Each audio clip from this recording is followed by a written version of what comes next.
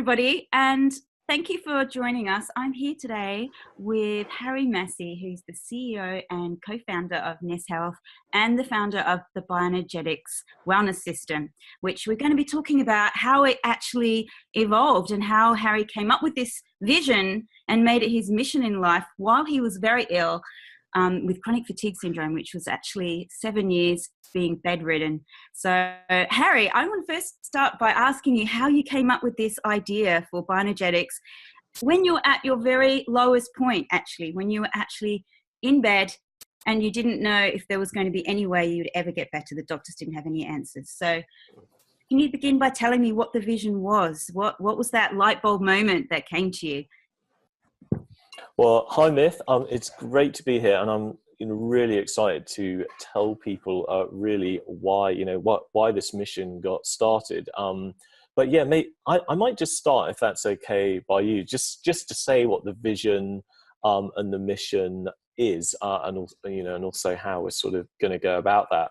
Our overall vision for bioenergetics is it's really a lifetime mission to basically establish bioenergetics as going beyond biochemistry, and the reason I'm so passionate about that is, which we'll get into in a minute, is because I was healed using bioenergetics after going through years and years and years of trying, the best that biochemistry had to offer, and I'm really not getting very far. Well, in fact, it was worse than not getting very far. I was actually descending into an iller place over about a period of 8 years, and it really wasn't till I met this scientist called Professor Fraser, who introduced me to bioenergetics, and then we turned that into a system that my own health turned around, and that really sort of gave us the impetus for our for our current vision and mission, which is basically to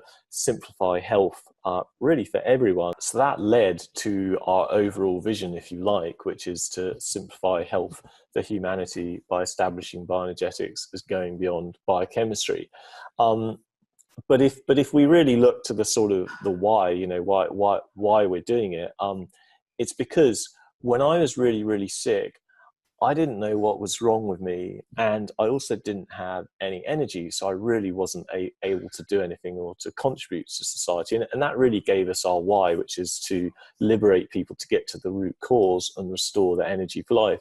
Now, of course, when I was right in the middle of being ill and trying to work out what on earth was wrong with me and how to do that, I didn't necessarily have the answers. In fact, I didn't have any answers at all. But what did occur to me, which is really the seed of NES, is I just had this. It was a crazy idea, I'll be honest, but I just had this idea that if it was possible to have something at home, some sort of system at home that could get to the root cause of what was wrong with you and give you the information, basically educate you on how you can get better, or how I could have my energy restored, then I thought, well, that would be a great thing, and it would be a great thing for a number of reasons. One, I would get my health back. Two, a business might come out of it, and three, lots of other people would get their health back. And all three of those would be great outcomes. And that's basically the sort of mission I set myself at that time, was to create this bioenergetic wellness system, and basically try and make it the most easy, effective, and educative type of health system that we possibly could, for as many people as we could. And that was 14 years ago, and today it speaks for itself. But I guess you want me to get into the exact moment that was going on. Yes, please. I want you to take us back to that time where a lot of people will be who are watching this, or the clients of the practitioners. They're actually relating to that time when they couldn't find the answers, and there's not a lot of hope, but you somehow broke through. So can you tell me about that time when that light bulb moment happened and how you put that into action?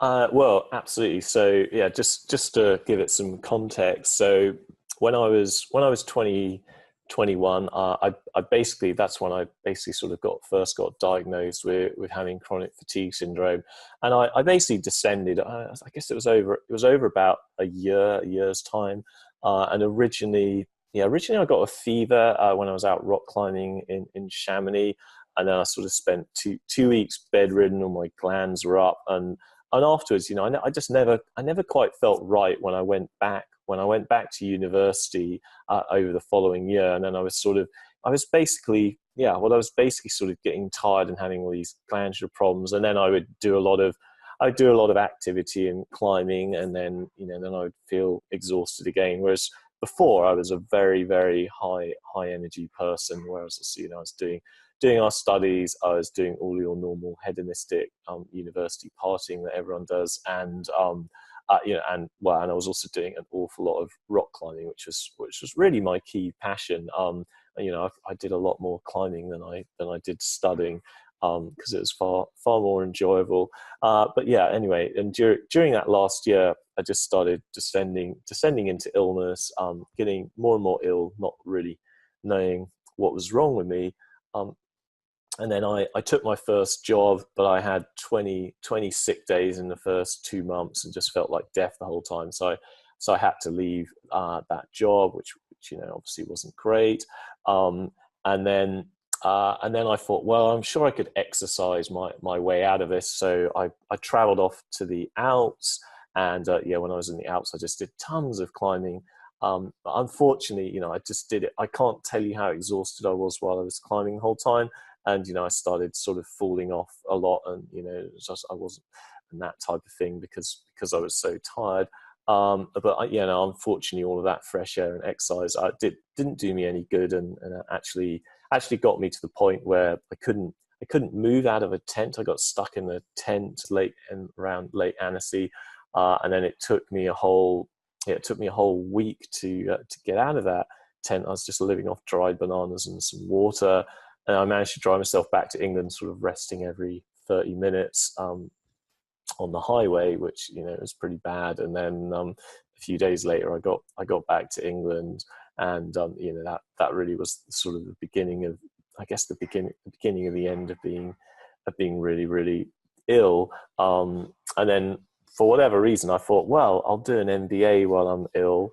And that was another 2-year struggle that just kept me iller for longer. And and this really is a story of where willpower and determination was not the right asset. And obviously, it's a double-edged sword. Having super strong willpower, which basically kept me ill for longer. And it was also a fundamental driver for what NES is today. Is we still have strong willpower, which has its other side, which can exhaust you and deplete you as well. But anyway, after a couple of years of that, in the second year of the MBA, we basically couldn't turn up to the university, and we did our exams in a wheelchair. Which wasn't great. And I think at the end of that year, actually it was a year or two after that I just thought I then studied nutrition, because I was getting into the ideas of nutrition. And during this period, I'd been seeing a number of doctors, and none of these doctors really knew what was wrong with me. Like, they thought it was my head. What they couldn't understand, they were like, well, you're doing some rock climbing, and then you're doing absolutely nothing. So they just thought it was a mental illness, because they didn't understand. They couldn't understand how you could do both. They didn't understand the concept that you could actually feel like death and exhausted and do these things. But as I say, and that was really just pure willpower that was able to. But I did start having a load of blood tests, and then they did start realizing something was wrong, but they didn't know what to do at all.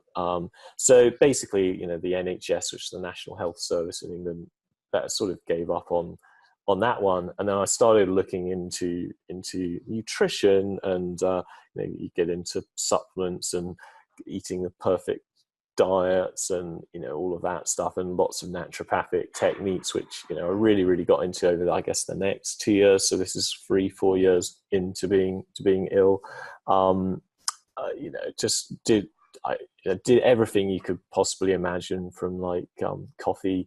I was doing like coffee enemas and juicing, and the odd fasts, and I was doing the full gambit you possibly could. But unfortunately, I was just so stressed, and my information and energy systems were so off that even though I was doing the best that nutrition could offer, I just still wasn't getting better. Well, in fact, it was worse. I was actually still getting worse and worse. And it was through, I guess it was through doing all of this study. So I started studying nutrition to get a diploma in nutrition. And as I was nearing the end of that course, which is basically a home study course, I was like, well, I wonder, wouldn't it be good if there was some way of working out what was actually wrong? I was thinking nutritionally, how were people nutritionally deficient, and all that type of stuff. And what advice we could give people from the comfort of their own home, because it's not very efficient to do hair tests. It's not very efficient to do blood tests or stool tests, and they're all pretty expensive. And so this sort of idea was percolating in my head. Well, wouldn't it be great if there was some sort of system that could work out what was wrong with you just from the touch of a button, or just put your hand on something? It could read you. And the reason I was thinking these ideas is because I can't remember if it was the Xbox. I think it was pre-Xbox actually, but technology was changing. Yeah, well, there were video consoles. We had video games consoles and that type of thing back 14, 15, 16, 17 years ago. And I just thought, if you can have this video console type games machine, why on earth couldn't you have a health system at home, and it could identify what you're deficient at, what's wrong with you. You wouldn't have to do all these silly tests, which going to get blood tests is not particularly pleasant. And then great, and then it could educate you on the best things you could do to get better. So that was really the seed. That was the seed of it. And so I had the idea. Obviously, didn't have a frigging clue how to do that. And I was very sick myself. And I guess just for clarity for people, I wanted this thing because I wanted it for myself, because I didn't know what was wrong with me, and I was still super sick. And I was sort of at my wit's end with, I guess, everything else I'd already tried or was doing, and it just didn't quite feel like none of that was the answer. And I think this was also the early days of cell phones, where you could pick up, see where cell phones can communicate information.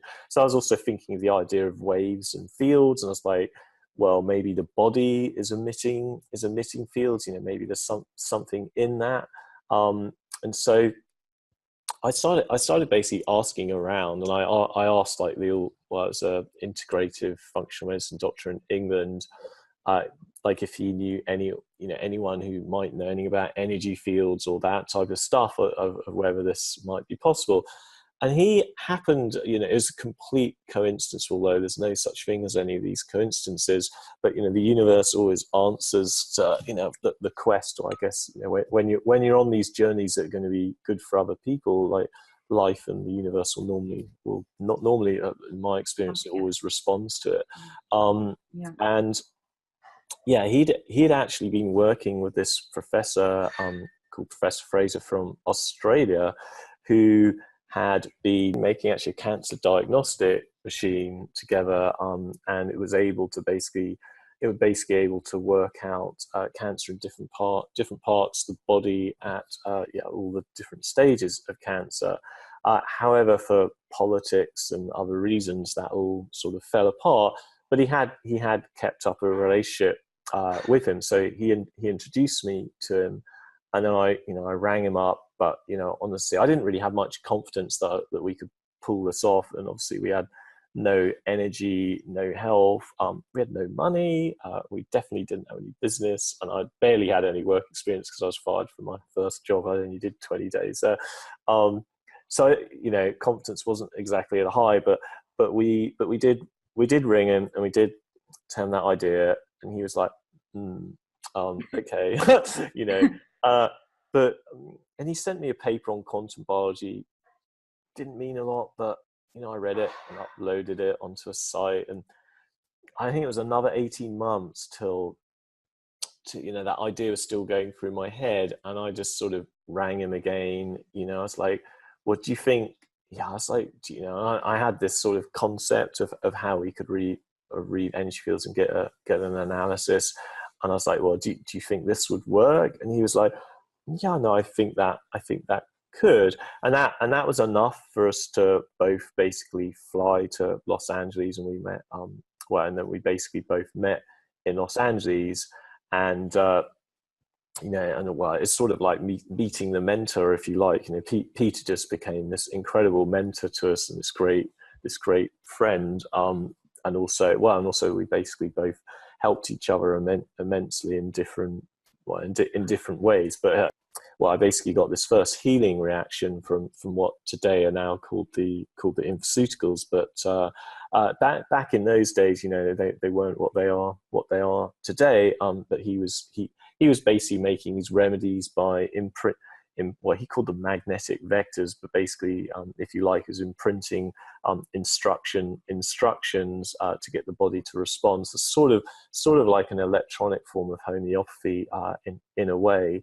And actually, we just had this sort of great idea or insight at the time, because he was still thinking a little bit, I guess, symptom homeopathic type sort of methodology.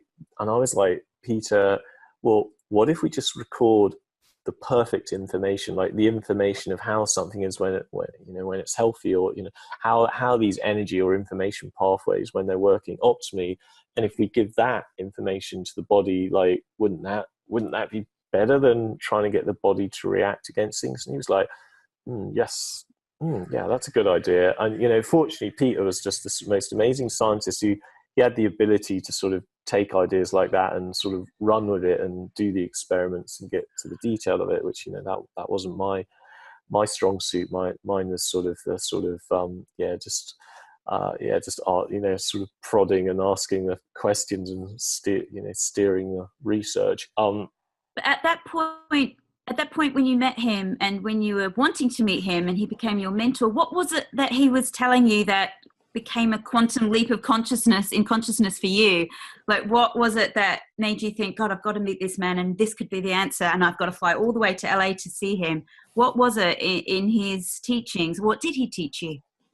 I say, all he'd sent was this paper on quantum biology, which it didn't make a lot of sense, because obviously I hadn't studied enough biology and physics at that time to really necessarily make sense of it. However, it was pretty obvious from it that this guy, he was either a lunatic or he was a genius.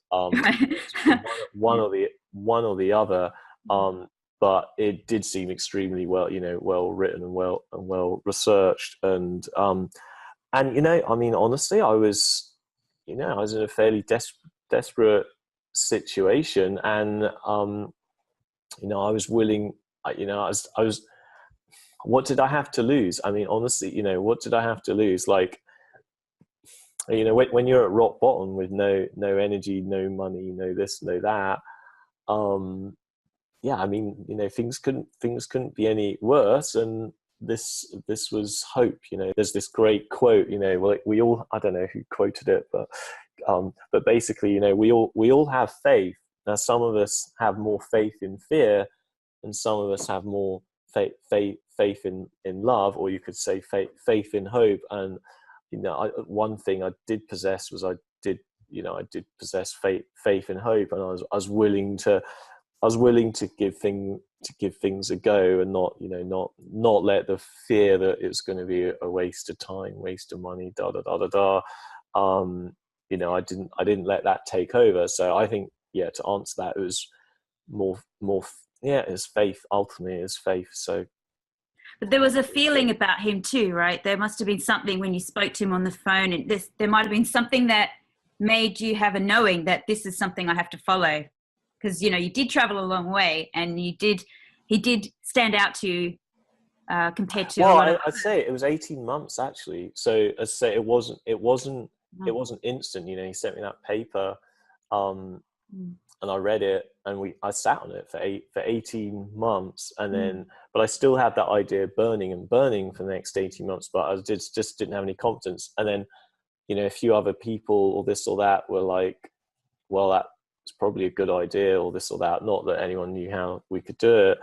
And then it just percolates in your head. And then 18 months later, I was like, oh, I'm going to ring that guy back up, and The time was right. and the time, unfortunately I did. And so fortunately we agreed to meet in person. Then we spent these 10 days together, and boom.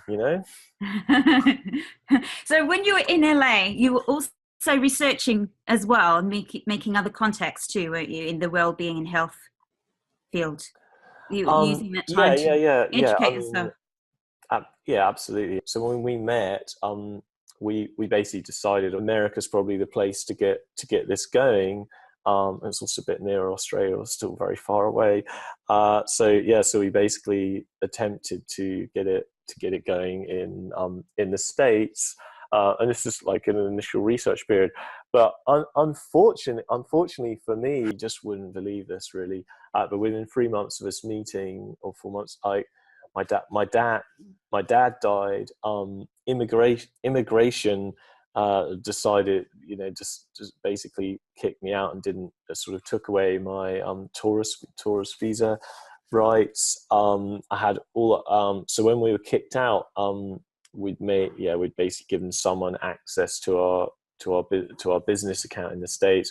I think we had $100,000. They stole all of it, unbelievably, really. And when we were out of the country, and all this sort of stuff happened, and then it was, how would I describe it? It was just like, well, again, I could say it's faith. It's that faith thing. It's like, what do you You could give focus on? up. Like, You could give up at that point. give up. Anyone? Well, yeah, you're just Yeah. in the middle of this horrendous crisis. Been you've been financially wiped out. Um, I perhaps didn't explain how we made that 100 grand, because Yeah. Backtrack. we were basically selling some other sort of other energetic medicine stuff on the internet, which is basically how we made a little bit of From money at the time. from bed. From bed. From Wait. bed, yeah, Yeah. from Amazing. bed. Anyway, so we got completely wiped out, sort of financially. We were back at home. We'd made this big leap to get out from home and go to America. Then we ended up back at mummy's, with dad dying. Dad died. Yes, ouch. And anyway, basically the choice point, obviously we made this film Choice Point more recent, well, I guess 5 years ago, but it's a very significant choice point. It's like, well, do you just let that suck you down and destroy you, or does it make you stronger? And do you just, what do you choose to do? And the choice for us was like, well, we're going to make this system, and we're going to, follow it through, and we're going to work with Peter and do it. And so, Because and that's what we did. it's like in the hero's journey, the tests and the allies and the enemies, when the character gets to that point where you think they've lost everything, and crossing the threshold. I think because threshold. it's the one where we're actually launching launching NES. And I guess for those of you listening who might be using our system, like we have this we have this hero's journey and life journey screen where you can basically see where you are on your life journey. And at that point I would have been at what Joseph Campbell would call crossing the threshold, where it's like that commitment to launch NES. Well, I think that's crossing it. Could be a test too. Like, lots of things are tests. Yeah, it sounds like there were a few tests before you even a few tests, that's for sure. Yeah. So okay, so then after the the launch. Tell me about the launch and how that evolved, and were there any more hiccups along the way? Um, yeah, no, well, yeah, absolutely. So, as we started making it, oh my goodness. I mean, you're talking to some, so, Peter was Peter was a sort of a scientist who liked to be by himself, not a business person in the slightest. I wasn't a business person at that point. I didn't know anything. Um, so yeah, to Because you say, didn't yeah, get back to you didn't get I back mean, to the well, job. and we were still trying to get our health back as well. Well, we managed to make this first piece of software and this first system and the first sets of Infoceuticals. And to give it context, when you have no money, when you're a real guerrilla startup, and like no investor's going to touch us, because it's a crazy idea, and I was sick with no business experience, and I'm in UK and Peter's in Australia. Like no one's going to touch no one's going to touch this so basically we had to make all the first Infoceuticals actually on our stove. Like we would buy minerals, boil the water, mix them up. We would print labels off I think it was a laser print. I don't think we could afford a laser print. It was whatever the other type was. Anyway, just some rubbish, yeah, some rubbish printer to make labels. And then and the hardware like was very basic electronics, and we were basically taking plastic boxes that we could like easily buy. And then I was drilling holes and putting actually I bought buttons, like just metal buttons from a clothes store as the contacts for the fingers and things like that. It's really, really homemade, basic. That's how it started. And then of course there's just a million software glitches where it all just very unhappy customers and all that type of stuff. However, people were getting results, and so that saved the day, because people were reporting all these incredible things happening to their health. So of course people put up with all the the glitches in our operational deficiencies and all the rest of it. I mean, when when stuff actually does what it's meant to, Results speak for themselves. Yeah. results speak for themselves, and then people forgive all the other idiocy, which I think is sort of how it should be. I don't think it is, unfortunately, how a lot of companies or products are built. As often marketing comes you can get excellent marketing and terrible products, but people buy them because of the excellent marketing. For us, I can tell you, we didn't know anything about marketing for the first 12 years of the company. Like all we were focused on is product and making the product better and and the clinical. Had your why clear. You knew what you were trying to achieve to help people. Peter and me we were just incredibly passionate about what we're doing, and you just know you're on. I mean, more than you're onto something. Like it was just like it's like Pandora's box, really. Like each day would wake up with excitement of of what we were discovering and what experiments would sort of say, and we were trying all these Infoceuticals on ourselves, and we were getting all these incredible little reactions. Like I'd get boils coming up on my arm. I would get our stools would go green, or we'd get kidney aches, or we'd just get all these incredible sort of things going on in our body, and then we would just refine all the Infoceuticals over time, so we would sort of so we get sort of less reactions these days. So we basically smoothed out a lot of the sort of information pathways to make it sort of more palatable for people. I think in the early raw days they were a little bit too strong, but me and Peter were just over the moon, because you don't generally take things that sort of have those effects. I mean, no supplement will do that. Maybe you could take a hardcore drug like I don't know, amphetamine, and maybe something like that would do it. But obviously, those chemicals are not very good for you. So yeah. Anyway, there we go. But it all worked out basically. the bugs did get sort of ironed out over time. Yeah. So things were going well, and then there was a little bit of crisis again. Is that right? With your approaching another ordeal. Yeah, absolutely. I mean, you know, you get a number of them in life and in business, and especially, you know, I'm sure we'll have more to come. I mean, you know, I wish.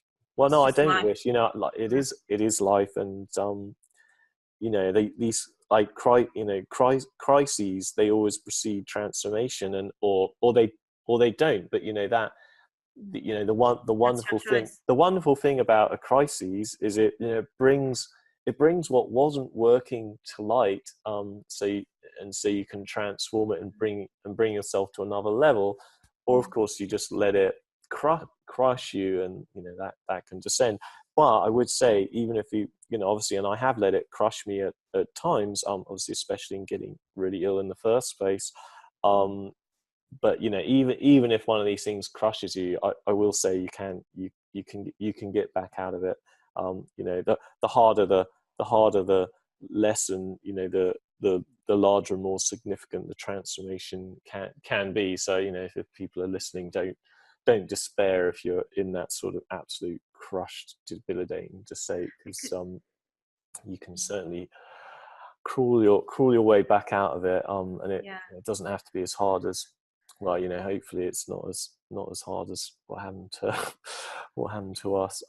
But sorry, I know Yeah. I was going to tell you about the next big crush, right? Okay. Yeah, and the relapse, because that's another inspiring part of your story, isn't it? How you got over that and rebuilt yourself and the company again. So can you tell me about the next slump, the little relapse that you had, and the problems with the? So I guess, so the next 7 8 years, you know, obviously there was lots of little tests and things, but generally the company was building and the products were improving, and we made our first film, The Living Matrix. We started making My Health, and you know, all those types of things, which were all, you know, wonderful projects. And then, you know, you know that, well, basically our mentor died. Is a very similar pattern to how we were kicked out of the States and lost our money and all that sort of stuff. Basically, 3 or 4 things happened in a row in the same year that were, you know, pretty crushing. Um, so um, so we basically let our European company be built up by some Dutch, and you know, through no fault of their own. It was just I guess, you know, they had all the passion for what we were doing, but unfortunately they over expanded, and it's probably our fault for allowing them to. They over expanded, and the staff count tripled from 7 to 21 people in a year. And unfortunately, this, you know, their I guess passionate, optimistic, you know, I guess projections didn't match up to the staff count. And in Europe, that's not like the States. You basically you can't make people redundant particularly easily, or it takes a whole year to do so. And so basically we ended up losing millions of euros, because the European company had overexpanded. Peter died in that. He didn't die for any relation to that situation, although he did amazing things with Infoceuticals and this, that. He didn't sort of do the other part of the equation, which was sort of look after his healthy habits. So he had a few unhealthy habits, let's just say, and anyway, so he ended up dying, and that obviously also had an effect on morale for sure in the company, along with like the losses at the time. And then we were in the middle of making a film called Choice Point, and we're anyway, we were sort of involved in that. And then so then our health also deteriorated, and so we sort of had a massive crisis. Sort of ended up with Addison, Stress. where it's basically stress cause related Addison's. Addison's is basically when your adrenals basically don't really function at all, and if you don't take external cortisol, you start vomiting and going into a coma and all that type of stuff. And I basically started getting facial paralysis and vomiting and all that. And because I was so into what we were doing, I didn't want to sort of recognize that until I got blood tests and this and that, and realized what this was all going on behind the scenes. It's still going on behind the scenes, yeah. While Myth I and had me no both idea. Myth and me made choice point during this era. Well, I mean, it wasn't an easy era, was it, Myth? So, well, I had a few emails, but I didn't see a lot of you. Yeah, you didn't see all after that filming, side. No, so I had no idea all that was going on. So you were really suffering, and you had the loss of Peter to deal with. So it was emotionally stressful, I would imagine, on top of the physical, and maybe those two interplay. Yeah, and and curiously enough, you make a film like Choice Point, it basically puts you into a major choice point. And then we also moved to the US, although we had to sort of go back and forth a bit because of all that entertainment that I was describing. Anyway, so that was the thing. And then we went into a lot of debt. So we borrowed a load of money, both from a bank and from a generous individual. And but it was looking like we weren't going to be able to make payroll each month for a while, and then accountants give you fairly dire things, and basically we had to make a really hard decision. It was to pursue the choice one thing on NES, and so we chose NES was the more important sort of company to pursue. And then it was and we just basically decided, well, we're going to have to ignore all these dire financial, if I listen to that, then you're just continually chopping and all of that. And it's a similar thing. It's well, instead let's focus on growth. Let's focus on growth and the positivity. And I have to say, it's really hard when you're in the middle of when you're feeling like death, but that's basically what we did. And then we, unfortunately, in the next few years, we managed to turn it around, pay back all the debt. And how did you turn it around? How did you turn it around? How did you rebuild? In my head, so when you speak to financial people at the time, it was always drastic move and cut staff, cut this, cut that. And then, and if you're just cutting, it's basically you're basically knifing yourself, really. It's like trying to catch a falling sword, you're just continually cutting yourself and killing yourself. So basically I just decided, well, no, we're going to turn around. We're just going to basically work out, how we're going to expand sales. So you think you can't go and hire a sales team because you haven't got any money, but it's you just go and do it anyway. And then you just, when it comes, still comes. It's hard. I have to say it's very hard, but you just sort of look it right in the eye, and it's faith. It's not easy. Anyone who's had businesses running out of cash will appreciate it, I'm sure. You just basically have to keep everyone else's spirits up, and you don't, as to your point, you didn't know any of that was going on, and you were working for the company at the time, and obviously you basically don't want to spread and have people know stuff like that, because that's that infects people's minds, and that infects productivity on track. And all the rest. So you just keep that one to yourself. Yeah, so you did. So the road back, well, you've been building up as well on the road back in terms of the storyline of the hero story.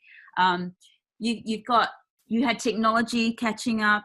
You were able to launch BGWS in the cloud. Can you talk me through the next big leap? Yeah, well, sure. Well, I what's so exciting to us is we've held on to this long-term vision of BWS, the Biojet Wellness System, but that concept of having a system at people's home. And of course, at the time, internet technology wasn't really there. Certainly, mobile technology wasn't there. But now, now basically you're able to have software in the cloud. We're able to pick stuff up from our cell phones, and also, well, basically over the years, you build up a number of like timing always matches it. So, you know, back 14, maybe it's 16 years ago now, 17 years ago, that first idea, you know, it's too early. Technology wasn't there. Our skill set absolutely wasn't there. The universe and life is really interesting because, you know, things do have timing, and, you know, sometimes you can have a bit, you know, a vision of where you want to go in the future. Mm-hmm. But you know, you really have to think Yeah. many years out, and it can take years to get there. Mm-hmm. But if you're able and prepared to sort of you know, chip away at things and wait for timing, you know, and of course you've been doing this for years, you're going to be in the perfect place to make things happen. And, you know, they always say, The perfect time. what do they say? Like there's an overnight success is 10 years in the making. You know, or sometimes 20 years in the making. And I think, you know, NES is absolutely like that. But yeah, it's only now, you know, now we've been able to put it in the cloud. We've obviously learned how to make films and productions. So we're able to create, you know, much better content to be able to put the content In in terms of education. cloud. You know, they're able to build the teams internationally and all that type of stuff. So yeah, basically, yeah. So really now basically is the time that is really the time to get the bioenergy.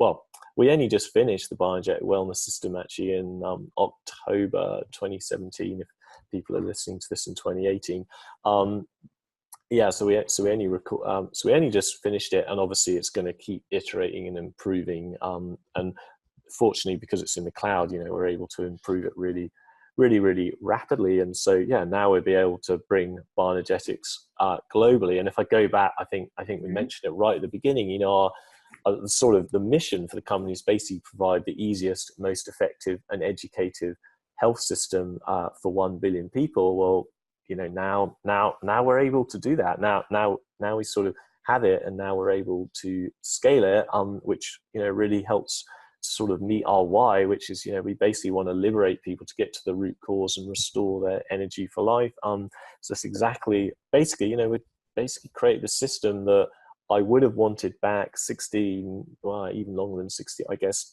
when I was 21. Yeah, I guess back 21 years ago. Like if we'd had this system 21 years ago, I might have avoided, you know, 6, 7, 8 years of hell and beyond that. So that's why. And obviously, and going beyond that, you know, well, really this platform is going to basically help establish bioenergetics as going beyond biochemistry, because, you know, biochemistry is absolutely amazing. So please don't get me wrong on this, but it really is only 50% of the pitch. You know, chemistry has its limits. You know, it's good.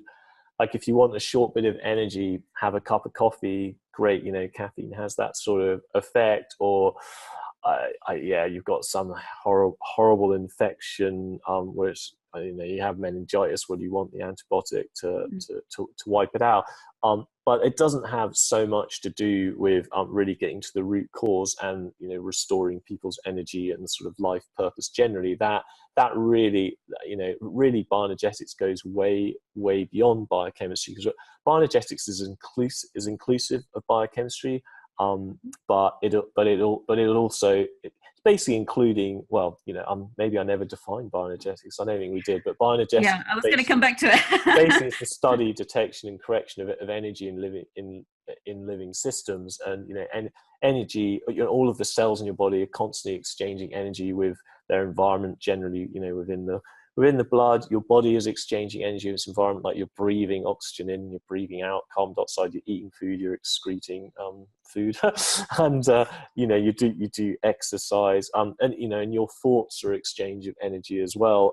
But, you know, biochemistry is only a small part of that exchange of energy, and there's all those other sort of forms of energy. And you know, and if we, you know, if we can help humanity to see that biochemistry is only a part of the health picture, and there's basically a more inclusive, expansive philosophy, which is bioenergetics, then that's going to be a wonderful thing. Because I think, you know, for the company, obviously, you know, we aim to be the easiest, most effective and educated health system. for as many people as we can. That's one side, but it goes way beyond. It goes way beyond our company. Like it's a re-examination of science, of The bigger picture. how health of how healthcare is done, and well, it's just as a general sort of a general philosophy of how we live our life. So yeah, that's our ultimate vision, I guess, just beyond the pure company side. And so that's why I'm really passionate about this, and I think we need an awful lot of help to spread the bioenergetics mission, because this isn't something that just our company or us can do. Like the message needs to spread. So it needs to be spread basically. So yeah, so millions and millions of people can avoid all of that, all of the suffering, because when they only have the option of when they only have the optional knowledge of biochemistry, they're not necessarily even realizing the impact of exercise or their thoughts or what they're doing in their life journey, or of course what we're doing within the company of correcting people's energy fields and the information pathways. We really want people just to have the choice. If people have the knowledge of what the other choices are, they can choose what's right for them. But well, the more the bioenergetic knowledge is out there, and the more choices people have, the better for humanity. So if people want to help in that mission, yeah, obviously we in the company would love to hear from them. And obviously, if you want to spread some of our movies that say some of this information, or perhaps even this podcast might be great. That'd be greatly appreciated. So what I'm hearing as well is that it's just a much more holistic picture. It's the bigger picture. We're not saying one thing's wrong, biochemistry is wrong, and bioenergetics is the only way. It's a complementary. Well, it's an overall philosophy. So bioenergetics is basically the study of energy in living systems, and it's just how you view the world. So ultimately, when everything is boiled away, everything is an energy exchange system, even biochemistry. So so we just look at sugar in the cell. Sugar converts to ATP, which is basically an electron transfer mechanism. That's just an energy exchange. Like, you get energy from sugars, it's an energy exchange system. When you breathe in and out, you're breathing in oxygen, you're breathing out carbon dioxide. It's an energy exchange system. When us two here are communicating, we have our thoughts. Our thoughts are broadcasting. Well, okay, we're using Zoom, so there's an energy exchange through Zoom, and we're hearing it. But it also works telepathically. Your heart, when we're looking at body field theory, your heart is generating a strong magnetic field that's powering up the body field. Your nervous system is generating alpha and delta waves, is setting up a field outside of the nervous system for information to be carried on. Like, all of these things are an energy exchange system, including biochemistry. So that's why I say it's like we basically want to we just want to bring bioenergetics to the world, and get that idea that it's it goes beyond biochemistry. It's not saying I'm absolutely not saying you don't want to eat the right food and diet, and recognize the importance of biochemistry, because absolutely you do. But it's only a piece of the puzzle, and if you ignore the rest of the puzzle at your peril, and you can basically shorten your journey back to health, or as we would say, like restoring your energy for life. You can shortcut that if you have the full picture. If you have the greater set of knowledge, and that's really we could say something about. I mean, that's sort of what your mission is, isn't it, Myth? I mean, Myth joined our company. Well, we've worked together for 5 years on and off, but she joined the company properly maybe like 6 or 7 now. Yeah, 2011, whatever that is, 7 years. 2011. And Miss thing is like production and educational content, and we've basically built this. Well, and she actually wanted to do something called Enlighten TV, but they, yeah, like the platform, the BWS platform, we're basically building all these short, It's very films enlightening. and pieces to basically enlighten and educate people, of an overall life. Bioenergetics basically, it's an overall. I mean, scientifically, it's the study of energy, but it's an overall life philosophy, basically. I Yeah. think, and that's sort of how we view it, and that's how we're trying to educate people.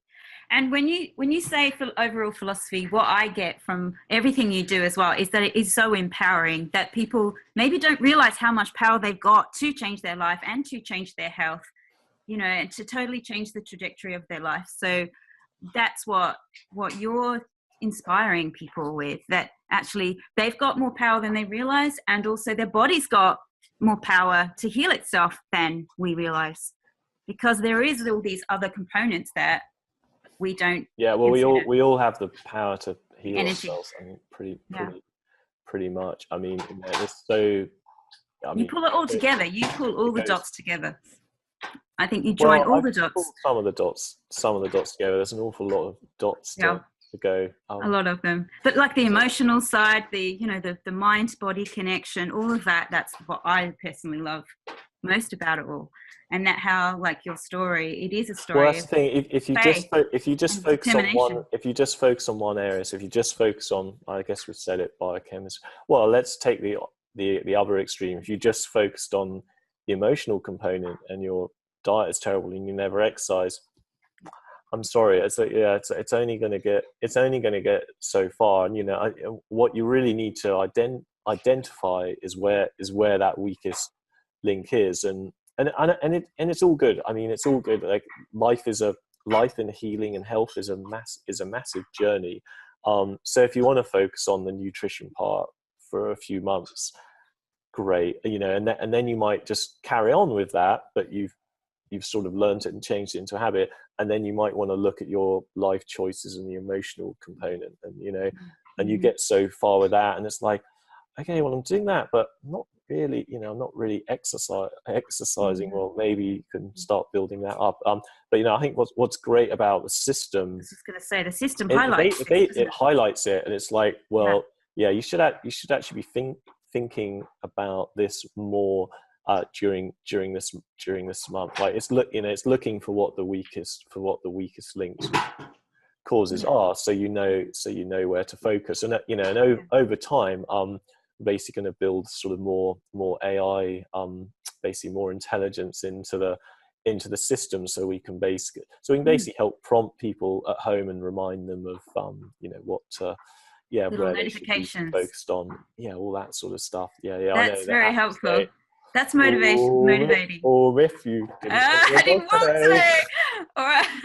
You walk the dog, it'd be good for your emotions and my circulation and my bad back. Everything really. My eyes.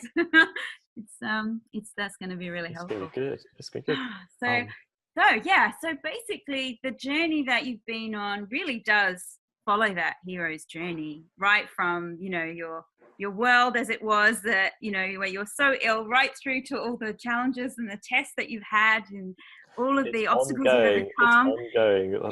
But it's like the little hero's journeys every so often, but in the end there is, it's all cyclical. Like I think if you look at the hero's journey, it looks like it's one thing, but I think in reality it's probably more spiral like. But I think we're definitely in a phase of bringing this out to the world.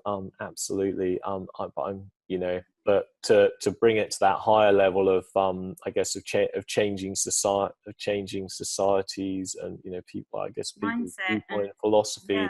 There's going to be many challenges on the way with that, but that's all good. That's part of the journey, isn't it? But what exactly? So, but you're the inspiration to say that you can come through no matter what. So, what I was just going to say is that what's amazing about your story as well in the hero's journey kind of format is that the ending of the story is the return with the elixir. And I always think Oh, I that know. you're like, And the there you are with the elixir. No, I like that. yeah, it's the infoceutical. You've got these remedies, and they're in water. It's amazing. But also, it is so much bigger than that, because like almost that was the first story, and you had that infoceutical as the reward, and you bring it back to the ordinary world. The story goes, isn't it, that you bring the reward, you bring the answers back to the world, and that's what you're doing even on a bigger scale now. That's your next step. You're getting it out through education, and your step, technology. Yeah, today was my first podcast ever. This is everyone. Miss' first podcast. This is a huge jump out of my comfort zone. I have to say, and I just woke up. You did immensely well. It's brilliant. I'm glad I got out of my dressing gown. Is all I can say. It's like 8:30 in the morning. I thought it was just audio. So it's been fantastic. Yeah, I love it. I've really enjoyed it. It's been great.